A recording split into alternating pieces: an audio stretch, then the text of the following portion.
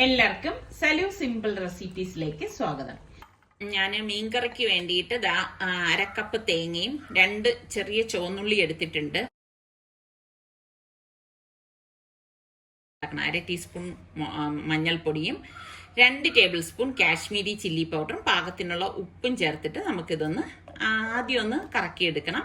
അതിനുശേഷം നമുക്കിതിലേക്ക് പാകത്തിനുള്ള വെള്ളം ഒഴിച്ചിട്ട് അരച്ചെടുക്കുകയാണ് ചെയ്യുന്നത്. അപ്പം ഞാൻ മുളക് പൊടിയൊക്കെ ചേർക്കുമ്പോൾ പലരും എൻ്റെ അടുത്തേക്ക് എരിവ് കൂടുതലല്ലേ എന്ന്. കാശ്മീരി മുളക് പൊടിയാണ് ഞാൻ ചേർക്കണം, അതുകൊണ്ട് തന്നെ എരിവൊന്നും ഇല്ല കേട്ടോ. അപ്പം ഞാൻ ചെറിയ മൺചട്ടി എടുത്തിട്ട് അതിലേക്കാണ് ഇത് ഒഴിച്ചു കൊടുത്തിരിക്കുന്നത്. ഇനി നമുക്ക് ഇതിലേക്ക് പാകത്തിനുള്ള വെള്ളം കൂടി ഒഴിച്ച് ഇതൊന്ന് ഇളക്കി കൊടുക്കാം. അപ്പം നമുക്ക് അറിയാലോ എത്രയാണോ വെള്ളം വേണ്ടത് അതിനനുസരിച്ച് ഒഴിച്ചു കൊടുത്താൽ മതി. അപ്പം ഞാൻ ഇതുപോലെ ഇളക്കിയെടുത്ത ശേഷം ഇതിലേക്ക് കുറച്ചുകൂടി വെള്ളം ഞാൻ ഒഴിച്ചു കൊടുക്കുകയാണ്.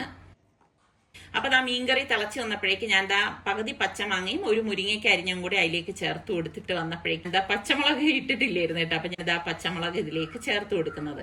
മീൻകറിയൊക്കെ ആകുമ്പോൾ അത്യാവശ്യം ഇച്ചിരി എരിവൊക്കെ ഉണ്ടെങ്കിലേ കറിക്ക് ടേസ്റ്റ് ഉണ്ടാകത്തുള്ളൂ. പിന്നെ കുറച്ച് കറിവേപ്പിലയും കൂടി നമുക്ക് ഇതിലേക്ക് ഇട്ട് കൊടുക്കാം.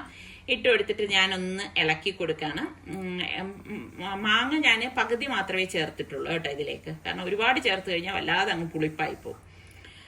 അപ്പോൾ ഇനിയിപ്പോൾ ഇതിലേക്ക് ഞാൻ കഴുകി വൃത്തിയാക്കി വെച്ചിരിക്കുന്ന നെത്തോലി മീൻ.